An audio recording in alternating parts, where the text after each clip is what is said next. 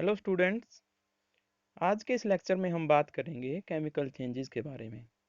आपको पता ही है हम चैप्टर पढ़ रहे थे chemical reactions and equation. Examination point of view से बहुत इंपॉर्टेंट चैप्टर है। इसमें से नेम रिएक्शन आ जाती हैं बहुत बार डायरेक्ट, और कुछ फैक्ट पूछ लिए जाते हैं। जैसे यही एक पहला क्वेश्चन जो केमिकल चेंजेस के बारे में बताएं क्या क्या होते हैं। हो सकता है मल्टीपल चॉइस में ये क्वेश्चन आपसे पूछा जाए, यानी आपको कुछ एग्जाम्पल दिए जाएंगे और पूछा जाएगा इनमें से केमिकल चेंज बताएं कौन सा है। तो आपको पहचानना है उसमें से केमिकल चेंज। या ये कोई एक्टिविटी की टर्म में भी पूछ सकता है आपसे कि कोई सॉल्यूशन लिया हमने, उसका कलर चेंज हो गया, या फिर हीट प्रोड्यूस हुई है, या फिर लाइट प्रोड्यूस हुई है किसी भी एक फिजिकल या केमिकल प्रोसेस में। तो वहाँ पर ये पूछेगा कि केमिकल चेंज हुआ है या नहीं। इसके अलावा ये डायरेक्ट भी पूछ सकते हैं कि केमिकल चेंजेस के कुछ एग्जांपल बताएं। तो हमें ये बताने पड़ेंगे फिर। तो केमिकल चेंज का मतलब होता है इनहेरेंट प्रॉपर्टी चेंज हो जाना किसी भी केमिकल के। यानी हम कह सकते हैं, जैसे मैं एग्जांपल लेता हूँ कि आपने एक नॉर्मल सॉल्यूशन लिया, जैसे कोई आपने कोल्ड ड्रिंक ही ली है कोई। उस कोल्ड ड्रिंक को आपने थोड़ी देर के लिए छोड़ दिया है ग्लास में। कुछ टाइम तक हमें वो ठीक लगेगा उसका टेस्ट, लेकिन अगर हम 2 या 3 घंटे के लिए इसको ओपन छोड़ दें तो उसके टेस्ट जो है बदल जाता है। यानी उसके इंग्रेडिएंट जो थे उनकी प्रॉपर्टी चेंज हो गई है। इस तरह के जो चेंजेस होते हैं जिनमें इनहेरेंट प्रॉपर्टी चेंज हो जाएं, उन्हें केमिकल चेंजेस कहते हैं। Changes in nature and identity of a substance called chemical changes. ये कहता है कि जो चेंज ऑब्जेक्ट के नेचर को चेंज कर दें या उसकी आइडेंटिटी को चेंज कर दें, वो केमिकल चेंजेस कहलाते हैं। Ripening of fruit. राइपनिंग का मतलब होता है फलों का पकना। ये भी एक केमिकल चेंज है। शुरुआत में जो उनके अंदर ग्रेडियंट होते हैं वो धीरे धीरे चेंज होते रहते हैं, मैच्योर होते रहते हैं, उनकी क्वालिटी चेंज हो जाती है। जैसे अगर हम मैंगो की ही बात करें तो शुरुआत में वो खट्टा होता है, धीरे धीरे वो मीठा होने लगता है, और अगर ऐसे ही कुछ टाइम के लिए उसको छोड़ दें तो वो डिकम्पोज होने लगता है, खराब हो जाता है धीरे धीरे। ऐसे ही अगर हम फर्मेंटेशन की बात करें फ्रूट जूस की, फर्मेंटेशन एक बहुत फेमस यहाँ पर केमिकल रिएक्शन होती है। बायोलॉजिकल केमिकल रिएक्शन कह सकते हैं इसे। इसमें हम बैक्टीरियाज का यूज करते हैं, कुछ फंजाई का यूज होता है यहाँ पे, जो फ्रूट जूस को अल्कोहल में चेंज कर देते हैं। फर्मेंटेशन कहलाता है।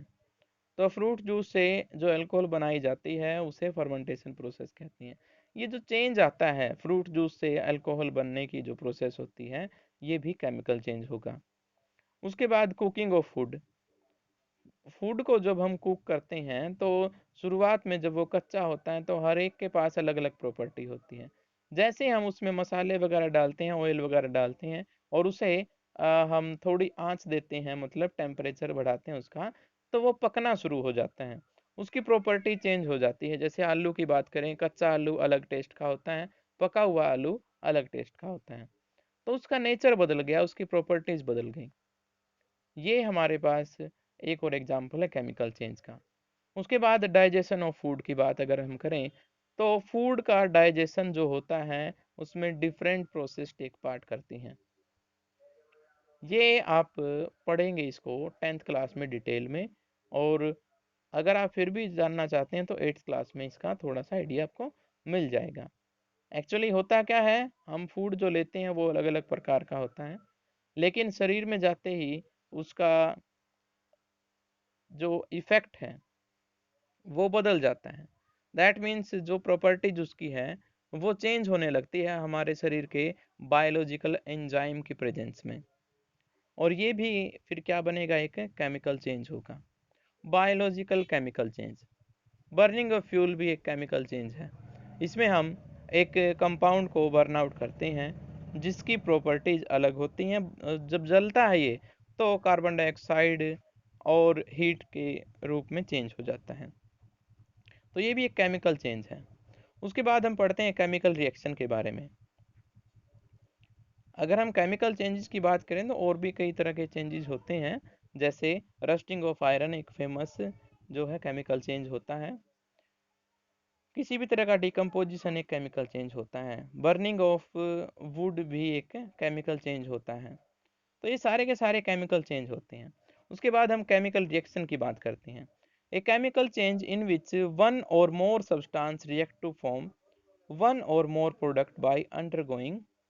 यहाँ पर ये कहता है कि दो या दो से ज़्यादा सब्सटेंस, इसमें एक भी हो सकता है और एक से ज़्यादा भी सब्सटेंस हो सकते हैं, तो वो क्या बनाएंगे, in the presence of different conditions. कोई कंडीशन टेम्परेचर की हो सकती है, कोई प्रेशर की हो सकती है, कोई इन द प्रेजेंस ऑफ किसी एंजाइम के प्रेजेंस में ये एक्शन कर सकती हैं। तो ये जो प्रोडक्ट होते हैं ये बदल जाते हैं और इनमें चेंज आता है स्टेट में। स्टेट का मतलब होता है पहले सॉलिड था अब लिक्विड या वेपर हो गया है, पहले लिक्विड था अब सॉलिड या वेपर हो गया है। ये चेंजेस क्या है, केमिकल चेंजेस हैं। उसके बाद हम चेंज इन कलर की अगर हम बात करें तो यहाँ पर क्या हो रहा है, एकदम से अगर उसका कलर क्या हो जाए, चेंज हो जाए। जैसे अगर मैं बात करूँ सेब को जब हम काटते हैं और उसको छोड़ देते हैं ऐसे एनवायरनमेंट में, जो उसका कलर है वो ब्राउन होने लगता है। शुरुआत में कलर अलग था, अब वो ब्राउन होना शुरू हो गया है, यानी उसकी डिकम्पोजिशन हुई है, ऑक्सीजन की मिक्सिंग हुई है और ऑक्साइड बना ली है उसने। चेंज इन टेम्परेचर, टेम्परेचर में अगर चेंज हो जाए, जैसे एसिड को अगर हम पानी में ऐड करें तो बहुत सारे क्या बनते हैं, वेपर बनते हैं और पानी का टेम्परेचर एकदम से बढ़ जाता है। इसका मतलब यहाँ पर गैसेस इवोल्व भी हुई है। ये भी एक तरीका है ढूंढने का कि वो केमिकल रिएक्शन हुई है या नहीं। टेम्परेचर में चेंज भी केमिकल रिएक्शन को रिप्रेजेंट कर सकता है। यहाँ पर मैं फिर से इसका डेफिनेशन रिपीट कर देता हूँ। A chemical change in which one or more substance react to form one or more product bye undergoing. ये जो चेंज है इनमें से कोई भी एक देख करके आप बता सकते हो फिजिकली क्या हुआ है रिएक्शन में, या रिएक्शन हुई है या नहीं, ये बता सकते हैं। उसके बाद कुछ और इम्पोर्टेंट पॉइंट हैं। Product can be changed by changing the condition. अगर हम टेम्परेचर, प्रेशर, एंजाइम या फिर डिफरेंट कंडीशन जो अप्लाई कर रहे हैं उनको चेंज कर दें तो प्रोडक्ट भी चेंज हो जाएंगे। Products do not combine to form reactant by applying condition. एक बार प्रोडक्ट जब बन गए तो उन्हें हम दोबारा चेंज नहीं कर सकते प्रोडक्ट्स में, मतलब रिएक्टेंट्स में। जो रिएक्टेंट्स आपने लिए थे दोबारा वैसे के वैसे नहीं बनाए जा सकते with the help of products, क्योंकि यहाँ पर केमिकल चेंज हुआ है और उसमें हीट इवोल्व भी हुई है, बाहर भी हुई है, कुछ गैसेज भी आउट हुई होगी, वो सारी की सारी जो है यहाँ पर आती हैं। उसके बाद हम पढ़ते हैं ये जो A प्लस बी रिएक्टेंट है और ये बनते हैं C प्लस डी यानी प्रोडक्ट्स में। और हीट यहाँ पर लिखी गई है, ये पॉजिटिव भी हो सकती है, नेगेटिव भी हो सकती है, जीरो भी हो सकती है।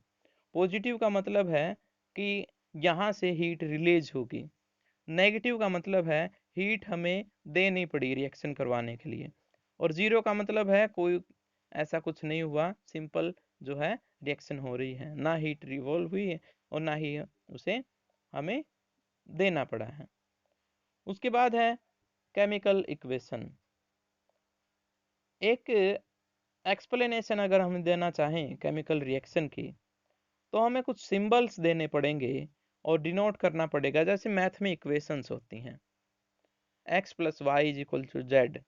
यहाँ पर x की वैल्यू कुछ भी हो सकती है, y की वैल्यू कुछ भी हो सकती है और z की वैल्यू उनके कोरस्पोंडिंग आएगी।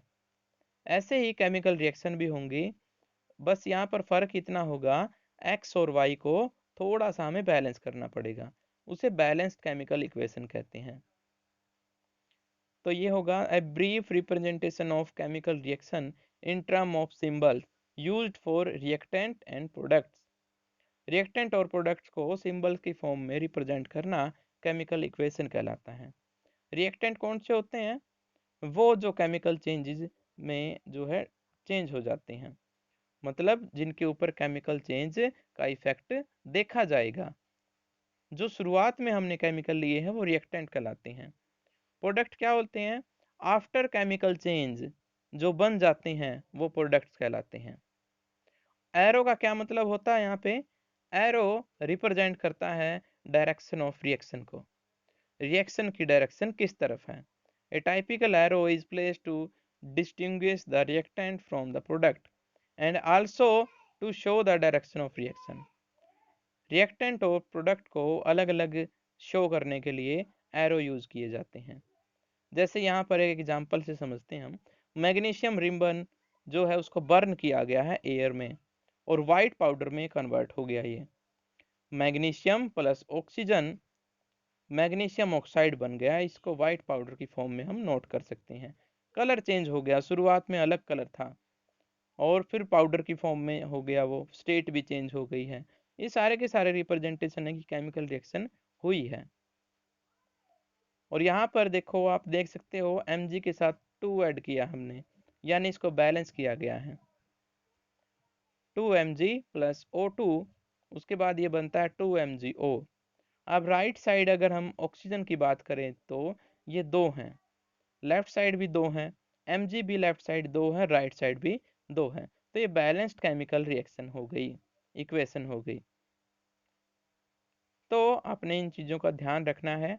ये सभी की सभी टर्म्स आज के लेक्चर से रिलेटेड थी। आगे हम कल बात करेंगे टाइप ऑफ केमिकल रिएक्शंस की। Okay, all the best.